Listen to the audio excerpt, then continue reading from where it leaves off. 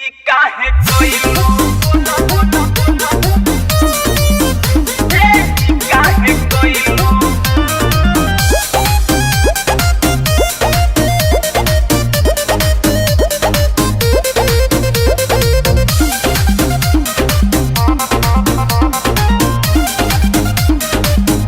हमर नया नया गवना नया तकिया बिछावना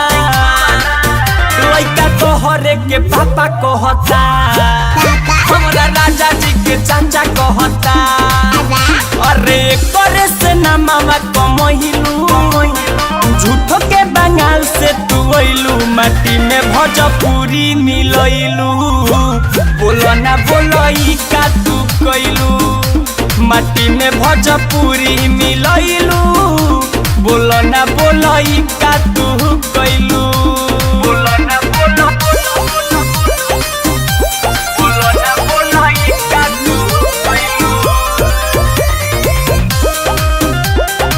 म्यूजिक बाय पवन यादव।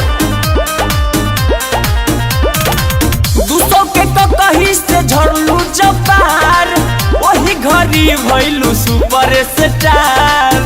अरे पावर स्टार का पावर आ गया तुम्हें 200 के तो कहीं से झड़लू जबार हो गइल रहू वही घड़ी स्टार। एक कहीं चीज हुई आप खुश कतना के कइलू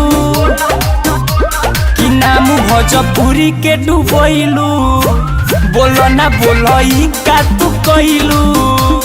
झूठो के बंगाल से तू अइलू कि नाम भोजपुरी के डूबैलू